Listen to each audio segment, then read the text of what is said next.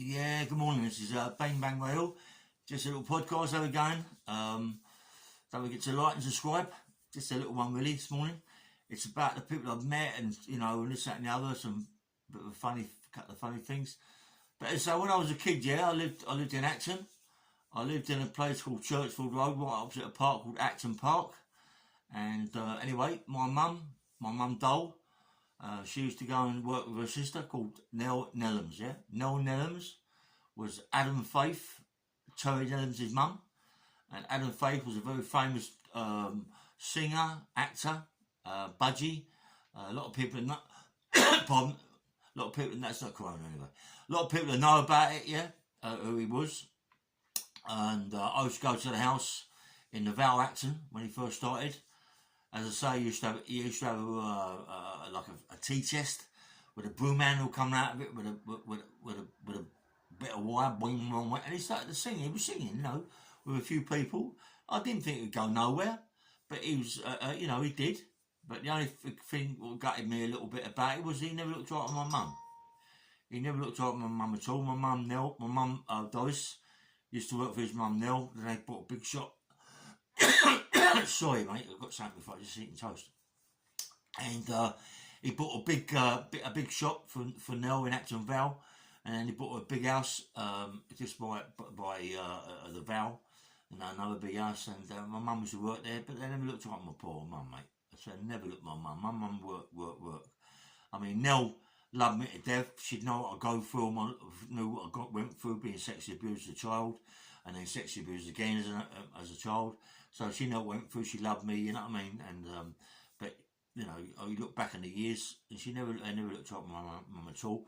And that was a little bit gut. But like I'm going through people that I used to know who were quite famous. Adam Faith is my cousin, And then obviously I told you I lived by the park, Acton Park, and across down through the park, a big house in the corner. It was James Bond, Sean Connery, 007, that he lived there. Do you know, like, I didn't even know who he was, Sean Connery. He had a dog called Harry that gave my dog pups, and he come to the house and give my mum lots of dog food and bits and pieces because he knew what went on, because he was the one who told mum that he separated them and how one might be having puppies and all. Anyway, nice man. And what he used to do, we used to go over the park. This has all happened after what happened to me as a child, me being sexually abused, but I was getting a bit more brazen. Go over the park with my mates, and he'd tell us, listen, he'd be hitting the golf balls all over the gaff, you know what I mean? And he said to us, listen, every golf ball you get, I'll give you 2 shillings. Well, 2 shillings was a lot of money, you know what I mean, as kids and even for my mum, And 2 shillings is nothing to him, you know what I mean? So we'll be going and picking all the balls up, taking the balls for him, getting 2 shillings a ball. You could go and get 10 shillings in the course of a day. I'm on about maybe each one of us, And 10 shillings used to go to my mum, and my mum was over the moon with it, you know what I mean? But as I said, Sean Connery, nice guy. He had an Aston Martin. I remember the Aston Martin he had outside the house, and I remember telling you that we got in the house through the back, because we knew his dog Harry. Harry was in the house, God in the house, and we got through these big windows, and we went upstairs, and he had all pictures of women and this, that, and the other, and he was doing films, and he had all pictures and everything, silver fucking things. And obviously, we ain't doing nothing as kids. We don't know what the value of anything is. All we went in there is to look at around the house. His dog's looking at us, stroking the dog. He don't growl, he loves us because he knows us, you know what I mean? We're always around him, And as I said, when I went in the house, he had these big fucking guns in there, you know what I mean? And I was told they got stolen, and there was a Purdy and Purdy's. Purdy and Purdy's, a very, very expensive gun, you know what I mean? And anyway, so there's 2 people, Adam Faith, Sean Connery, 007, James Bond, you know what I mean? I mean, to know him when he was just starting, mate, is unbelievable, you know what I mean? I was only a child, and you can imagine, can't you know what I mean? It's like, getting to know these sort of people. And then, obviously, I moved on in my life, and And then things changed, and then I met Ario from Entice. But a lot more has happened since that. As it happens, before Entice, but she was a lead singer for Entice, a pop group. Everybody must know Entice. Around about the Sugar Babes time, they went underground with the Sugar Babes, come forward on the television. They went underground at all different sort of venues and bits and pieces. And I went out with her for a long time, for about 6 years. Got me on the crack, cocaine, and all that, But before all that, I used to work for a place called the Venue Victoria. Anybody remember that? The Venue Victoria Street, big place owned by Richard Branson, so Barbara Dixon. She was the director, and I worked there with some nice people. My mate Freddie and a few others that worked in the Venue Victoria. And I'd like to tell you about the people that we've met in there. It was quite a lot of people. I mean, Tina Turner, we're going back a long time. Tina Turner was an absolutely beautiful, beautiful person. She looked after us, bought us whatever we wanted, like drinks, food, and all that. And she was like a really, really nice person, Tina Turner. She was just like, and there's so many bad. Lots of people I met in there. But one of the funniest ones I ever remember, and I don't think they had a gig there, but I think he was there just to talk with someone or doing something, or we're going to meet someone there or whatever it was Queen, Freddie Murkry out of Queen, and fucking hell, mate. And I was quite muscular as a kid, and as I say, I worked there. I think it was about 81, 82, something like that. I come out of prison in 79, and then I moved to Lewisham, and I got a job at the Venue. And he was there, Freddie Murkry, and I was in the foyer, and Freddie Murkry's talking to Barbara Dixon and Richard Branson. Richard Branson fucked off, walked somewhere, and I remember there, and also Barbara Dixon called me over. She said, I'd like to introduce you to Freddie Murkry. I said, hello, Freddie, all right? He went, hello, and all that shit, the way he talks. And he said, you know what? I'd love to kiss your tattoos. I said, what? He said, I'd love to kiss all your tattoos on your body. He said, I love them. I said, listen, I got a tattoo on my willy, you know what I mean? He went, really? He said, oh, can't I kiss that now? And I shit myself, you know what I mean? But he was a nice geezer, Freddie Murkry. Proper nice guy, He loved me to death. Nothing really happened. Nothing happens, you know what I mean? But he's a really, really nice guy. I met some proper people, some bad manners there. I think it was bad manners smashed the gaff up, like all the skinheads smashed the gaff up. There were these knitting needles and broom handles. There's so many people that have been in the Venue. There must have been at least 50, 60 bands, people that we met there, but the people, Tina Turner, as I said, like Freddie Murkry, people that more or less stick out. All the others really didn't talk to you. They just walked by you and shrugged you off. But, there was some Bilali and, the comments, Bilali and the comments and people like that. They was all there. The Sugar Hill Gang. They done oops outside your head. That was quite good. On the floor, and everyone's going, oops outside your head, dancing on the floor. And it was a proper place, the Venue Victoria. I really liked it. Until I got nicked.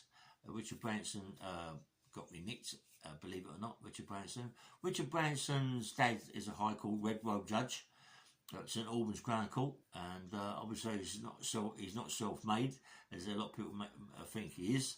He's not self-made. His dad, as I say, his dad's a High Court judge, so that pulls a lot of power, Parliament and all that sort of thing. So therefore he had a lot of power, Freemasonry shit and all that, big dop and all that crap, you know what I mean?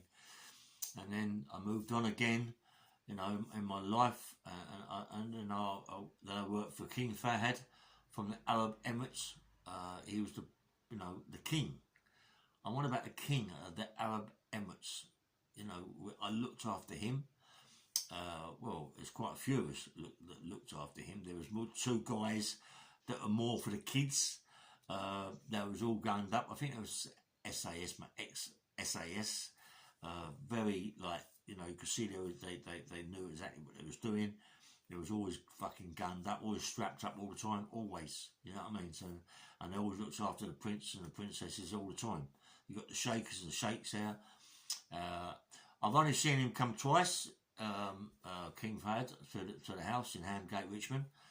And each time he come, the police fucking drove in there with guns and things flying about and all that. And he had bodyguards jumping out of motors and all this, that and the other. And we're there.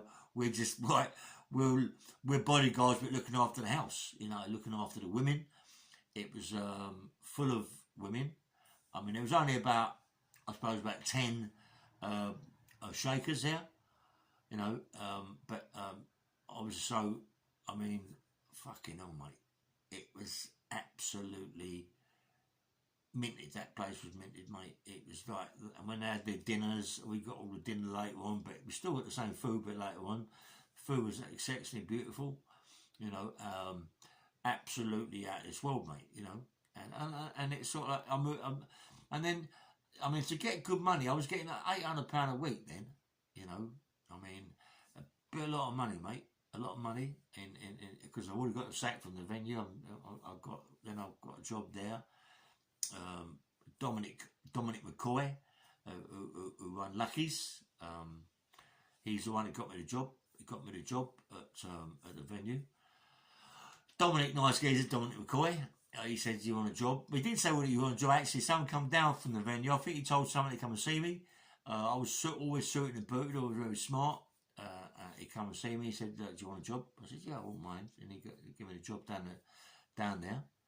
And mate, it was like, you know, fucking unbelievable job. You know what I mean? Like, it's, you know, the fucking, you're getting £800 a week, and that's a retainer for the rest of your life. You know what I mean? You know, I mean, when we picked him up from the airport, we picked him up with one jumbo jet of Arab Emirates jumbo jet. We picked him up from the airport. I mean, bodyguards are setting up, but we come down with them, and for the kids and all that. And when they went back with 3 jumbo jets full of fucking stuff that they bought. They was always going out every day. Security Corps, I think it was Group 4 or Security Express, to come in every day into there and fucking walk across the pavement with big boxes of money, you know, or big suitcases of money or bags of money. I mean, it's fucking unbelievable. That is me as an armed robber. You know, you're seeing all this. You know, I mean, come on. You're getting really, really good money, £800 a week. Who wants to be fucking doing that? Who wants to be doing robbing them, you know, fucking out, and this is the rest of my life. What happens? I get a sack for playing money up against the wall with one of the shakers. One of the sheiks, sorry. You know, got a sack because she took their watches and this, that and the other, but the housemaid, she won the gaff and she sacked me. So I was gutted, really gutted when I lost that job, you know. And then, you know, I mean, and then they go into all the clubs. And when I met Mickey Gooch, he's taken me to all the clubs, and we go to Browns. You go upstairs, you're meeting all these page 3 girls. And then I met Gary Stretch, Nigel Ben.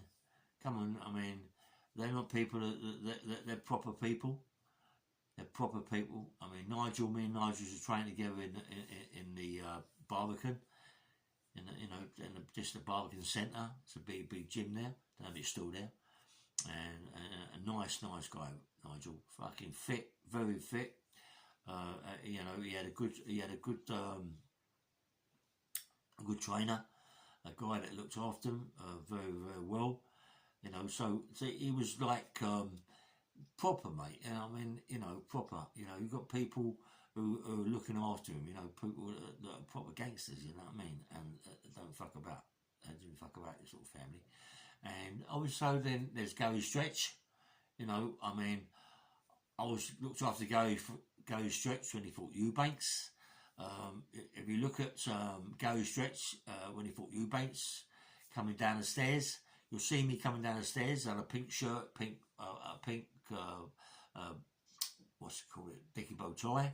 You see me coming down, holding this little kid. You look at me, I'm big though. I'm quite a lump, you know. I'm about 20 stone, 22 stone in. Big, but nice suit on, you know what I mean? And yeah, I looked up at Gary Stretch, and and him and his brother, mate, fucking hell.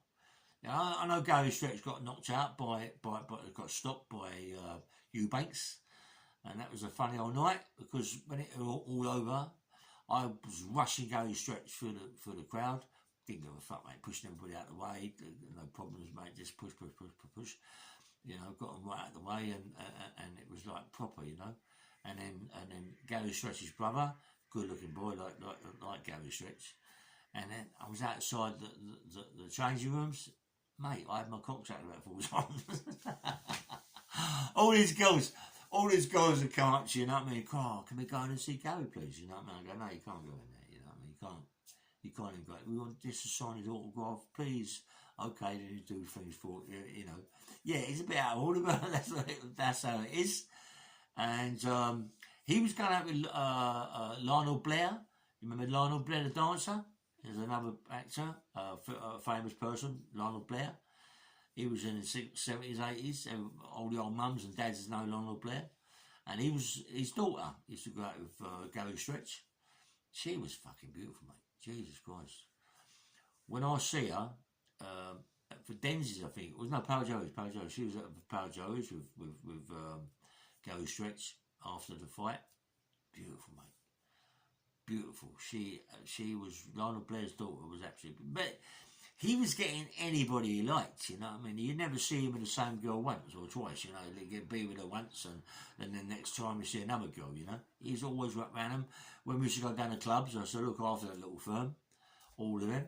And, mate, we go down at the end of the night for Denzi's, Gary walk in, I'm not going to look after this little firm.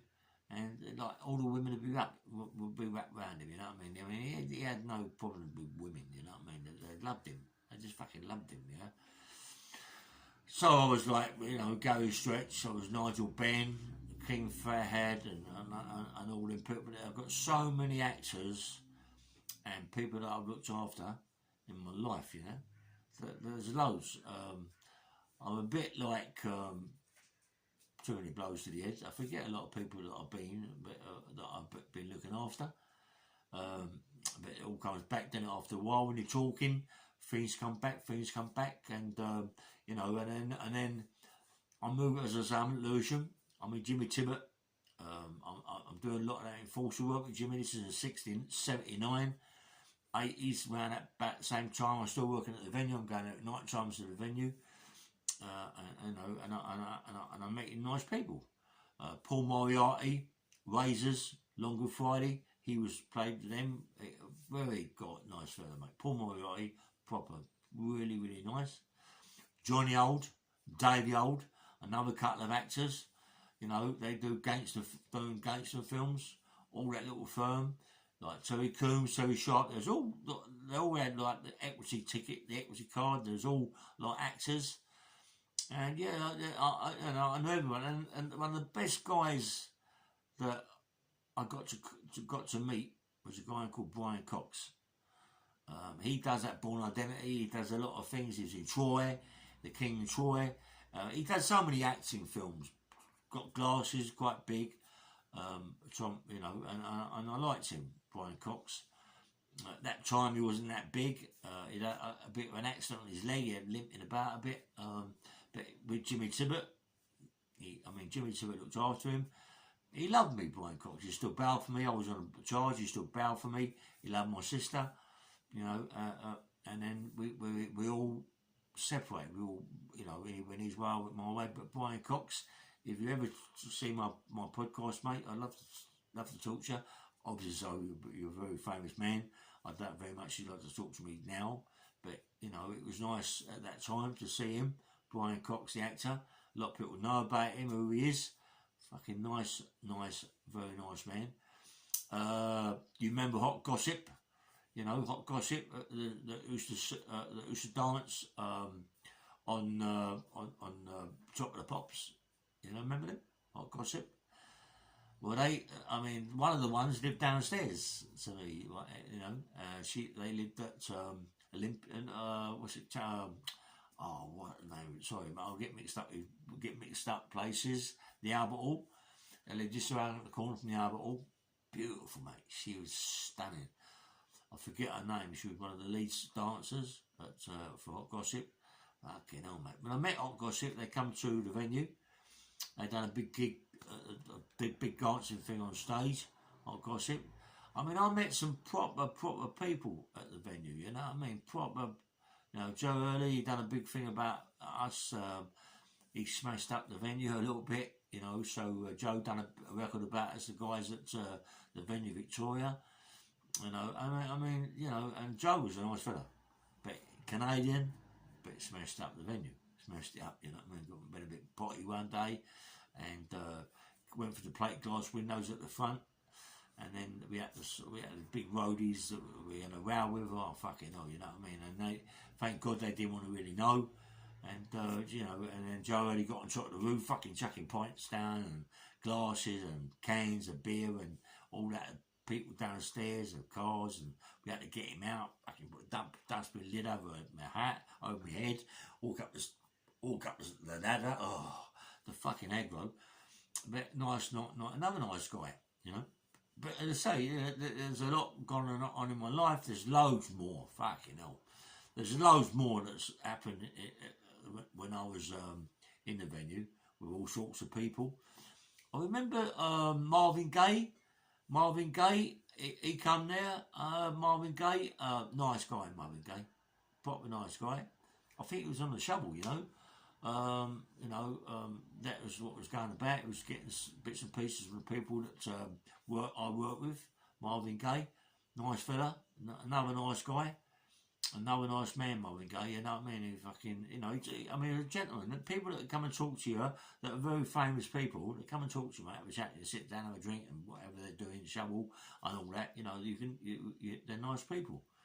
You know, the venue, they must have had at least 100 shows there, you know what I mean? Bands, you know, as I say, Bad Manners and all them that's there, and it was good. It was really, really good. Listen, I've got to go, but I'm going to do a lot more later about all them sorts of things, all what the groups I was with and the people I've met.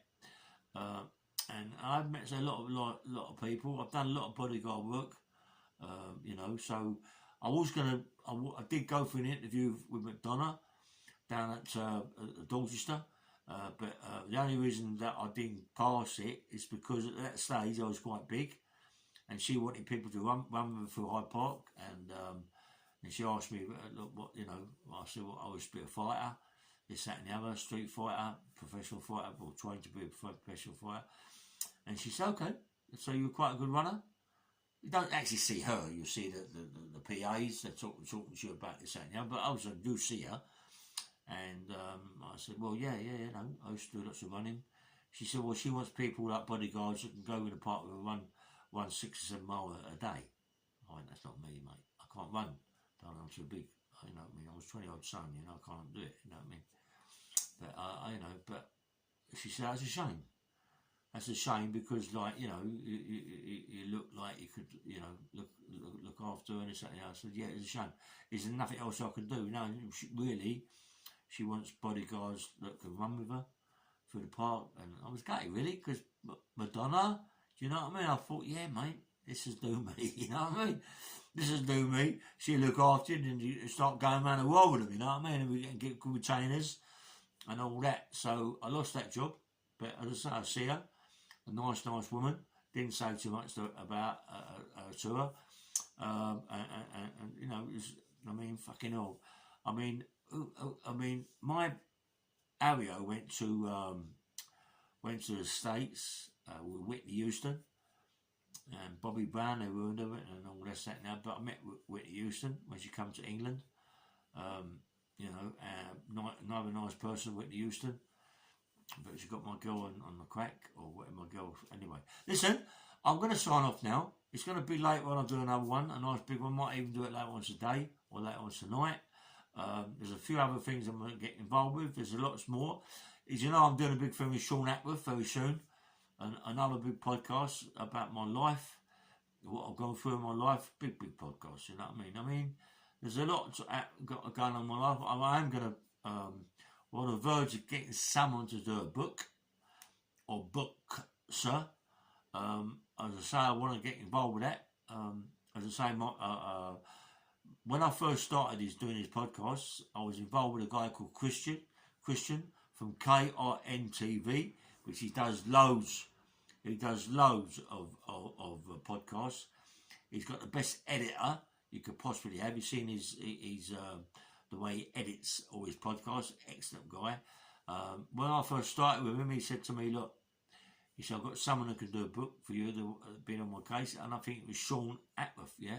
So that'd be nice, you know. I mean, we were after seeing other people. We've been to the Isle of Wight to see people about getting the book sorted out. But as I say, there is going to be a book. No matter what, there's going to be a book. Definitely one.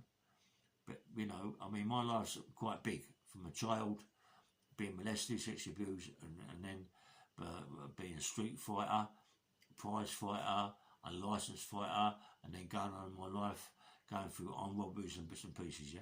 Don't forget, I started doing my robberies when I was a kid, doing my armed robberies when I was a young kid, like 18, 16, 17, 18, and then going to all sorts of prisons, going to Portland, Ballstalls, YP, Owsbury YP. You know, I've been in a lot of prisons, you know, loads of prisons, been in 1074s, the Mount, didn't like the Mount, that was a piss hole, you know, but I mean, the Mount was just an ordinary prison. You didn't meet anybody there, really. I mean, as a prison, that was, everybody was going there. The only reason guy I've ever really met there was a nice guy. He was called Stevie Smith. Stevie Smith was a mate of mine. Comes from the Chiswick area. Nice guy, Steve. If you're watching, Steve, all the best, mucker.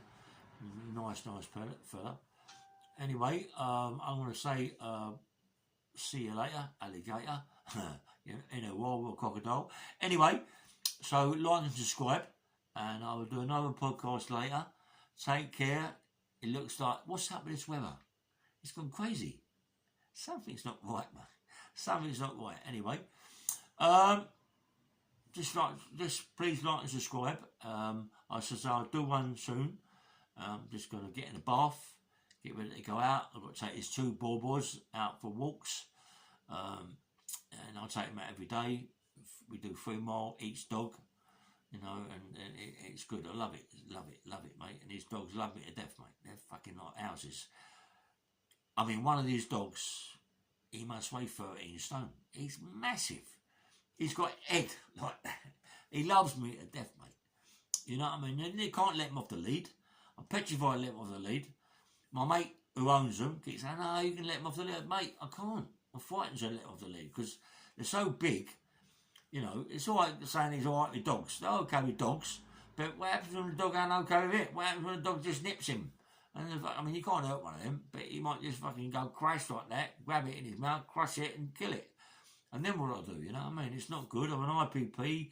I don't want to go back in prison for something fucking stupid. I don't want to go to prison anyway. But your dog starts attacking other dogs, they call the police, so I get nicked, and that's what happens, isn't it? So I don't need that problem, you know. As I keep telling you, my mate Terry, he took me to Wimpy about 3 or 4 days ago, and they were doing a bit of arm wrestling. I bashed him up on the arm wrestling, but then he punched me in the fucking jaw. You know, he punched me in the jaw and snapped my fucking tooth. I didn't even know.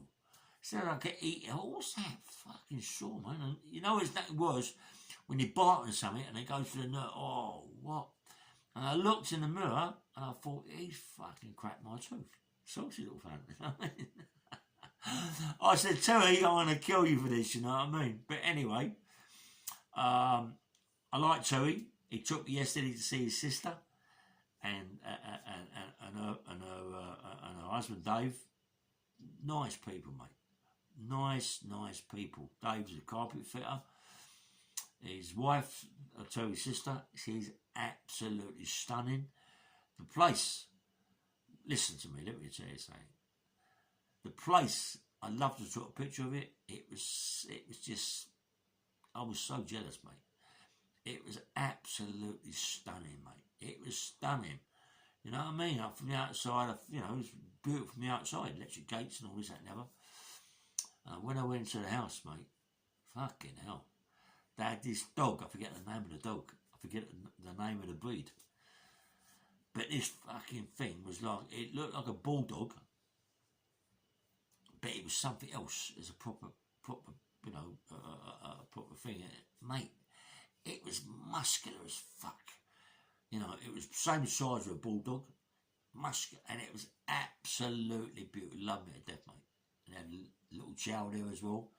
She was about 8 or 9, but I mean, when I went to come to walk into someone's house and get greeted like I got greeted was fucking beautiful. You know what I mean? And my mate Terry, he's all his family, you know, all his kids, grandkids, everybody, are so nice people.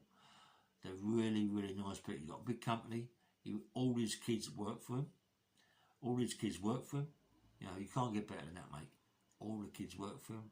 They're all beautiful, beautiful kids. The women are really attractive.